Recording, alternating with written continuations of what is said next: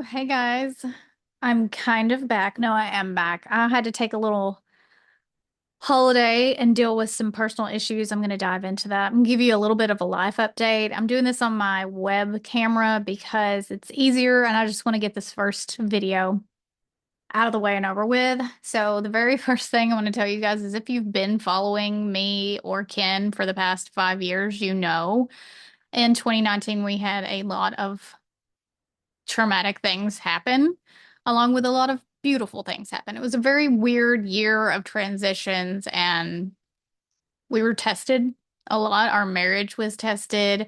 Um, my mental health was tested.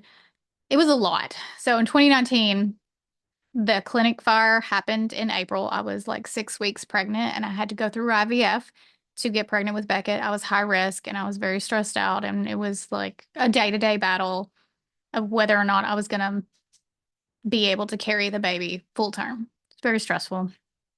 I was injecting hormones, um, and I was very reactive at the time. I was a different person. I mean, I did things that are pretty out of character for me anyways, but were very out of character for me then.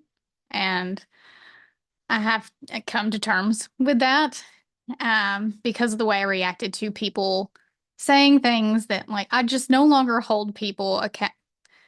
I hold nothing against people for their ignorance, I guess. Um, and at the time I did, I just couldn't understand why things were being said, why people thought these horrible things, why people hated us, um, that were local to us. I held a grudge for quite a while, but I don't anymore, and I made it through that. But then, God, this is not funny, but humor is my coping mechanism, okay? And when I'm like, if you heard everything, it would sound like I was making it up because it's a ridiculous amount of things that happened in 2019. So, when I was 9 months pregnant with Beckett in October of 2019, our house burned down, and it was a lot. And there were a lot of things said then as well. And I was 9 months pregnant, and the amount of, I don't even know the word, the amount of darkness that I had in that month on top of everything else, I wouldn't wish that kind of thing on my worst enemy. It was very bad. I'm not going to get into how bad it was. It was really bad. I was really bad. I was very unhealthy mentally. I was in a very dark place. A lot of bad stuff happened. Um, in that first week or two, um, we had to go through the motions of things that had to be done for an investigation while I was 9 months pregnant and traumatized from my house burning down and not knowing who did it because we were pretty sure someone did it. Anyways, all that happens, and a person from Ken's past was posting my things on social media, wearing my clothes, having things in the background that were mine. And so I was pretty certain that this person had done it. I told the TBI. They said that that wasn't any amount of evidence to do any kind of investigation. So for 3 years, I watched this person post my stuff on TikTok and on Instagram and wear my clothes and have objects from my home in the background of her videos. And for 3 years, I went through a lot because I almost let it take over my life. And I think if I hadn't felt that need to prove people wrong, it wouldn't have been so bad. But to say that you don't care what people say about you, I don't know if that may be true for some people, but I think for the most part, we do care as humans, especially when it's people we might not know personally, but we're around locally, socially. When someone says something about me on the internet and it's some random person that I don't even know, like that doesn't bother me. But if it's someone who could know me and have the potential to know me if they took that first step, then it does bother me. But I've reached a point where now it doesn't just completely destroy me and I can't function, right? Like I went probably 3 years without sleep. It was a very unhealthy amount of sleep. Let's just put it that way. Lack of sleep.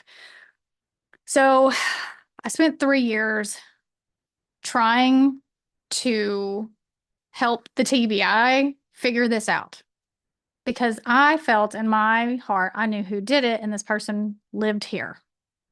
And I was not safe in my mind until this person was arrested and was held accountable for this. They told me it wasn't going to happen. There was no evidence. No. When I was 9 months pregnant with Bonnie, I actually got into an altercation with someone in my family, and they were like, you have to let this go. It's never going to come to a head. This is never going, you just have to let this go. It's toxic. You're pregnant. You cannot let this affect you like it did with Beckett. You have to let this go.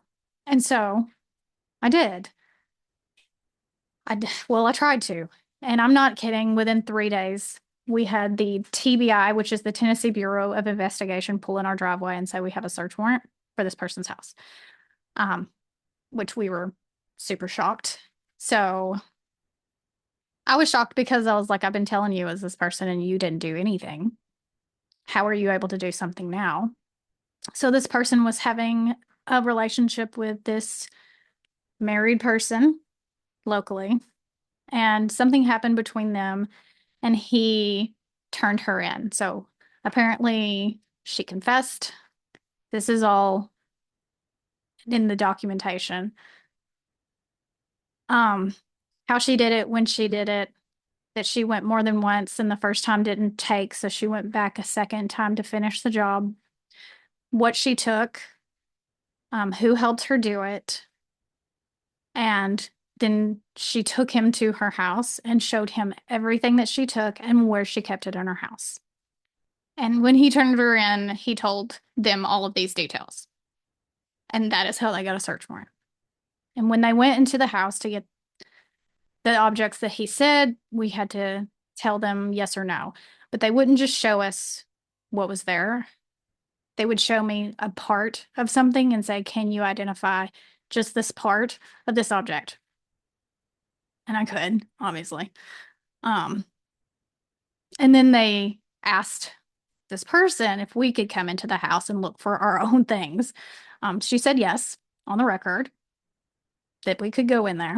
So they took me in first and they took Ken in second, and I found clothes I didn't know she had. One thing was the dress that I wore for our wedding, that we got married in 2015, cocktail dress that I had worn to some events, some other clothes, jewelry box, some jewelry, nothing really that valuable, some silver. There was some silver coins, because Ken collects silver coins. So she had some of those too.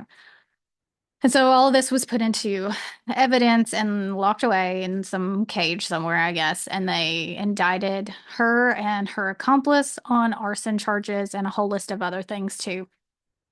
And that was in 2022. For the next 2 years, there were motions from her lawyer and the other lawyer. I guess there's a bunch of things you can do to postpone hearings and ask for more evidence or I'm not really sure how that works, but however it worked, it made 2 years go by before the opportunity for a trial would be available, a trial date.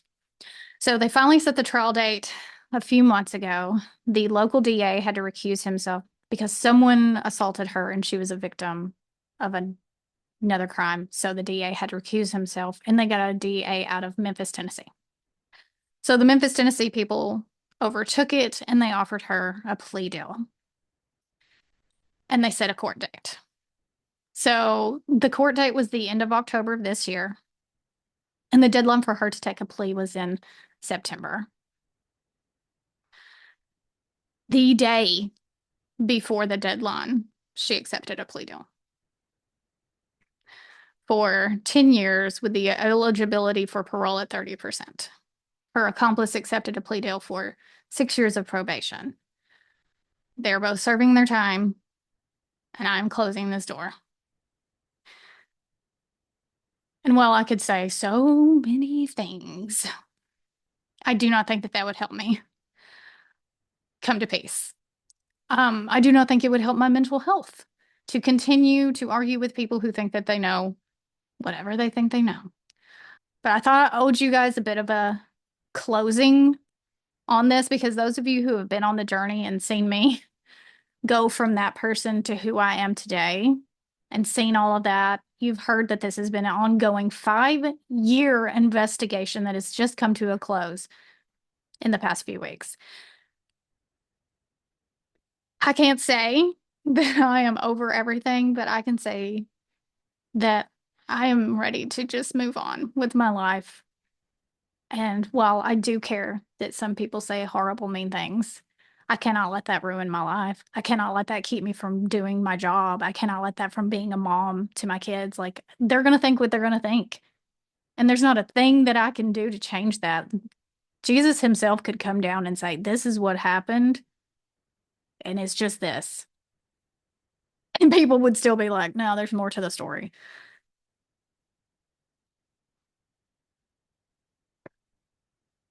I can't let that run my life. I can't. It's already taken so much time from me. Um, the initial trauma that it put into me in my pregnancy in the first weeks after I had Beckett, like time was stolen from me. Moments of my life were stolen from me. I won't allow anything else to be taken from me, and I just don't care anymore to fight that fight. I'm willing to just say it's over. I'm tired. I'm tired, and I'm glad that it's over. Um, there are good things coming out of this. I will say that. So much good has come from it in a weird, wild way that I could not even begin to get into. But I can tell you there's a reason God put us through what he put us through and put me through what I was put through because I have completely changed as a person over the past 5 years and over the past 2 years, even more. I just want you guys to know if you hold on to anger, revenge, any sort, it just doesn't matter what you're just hurting yourself. That other person, they're going to have to deal with what they're going to have to deal with. Like, I don't care. I'm not a part of their healing process. I'm a part of my healing process. Um, and you guys remember that too. I'm sure we're all going through stuff. Everybody goes through stuff. I'm not going to sit here and have a pity party. I'm not a victim. I'm a victor. I'm not allowing bad things to happen to me, make me into a worse person. I want them to make me a better person. Have so many things I want to do this year. Put my words into action. Not that I haven't already, but I've, you know, been a little petty along the way. Let's just put it that way. So, anyways, I just thought I owed you guys the ending to this, that it is over, it is ended. I'm not going to talk about this anymore after this. Unless someone makes me. And when I say that, I mean like just because I've found peace doesn't mean I won't fight if someone punches me in the face. All right. I'm not gonna I want to be as Jesus like as possible, but I got a little Peter with the sword in me. And like I can't make any promises. All right. Oh, anyways. So that's the end of that chapter. 5 chapters, 5 years worth of growth and healing. And I'm not completely healed, but I'm better than I was. And I'm moving on with my life. All right. So thanks for taking the time to watch this little update, and I will see you in the next one.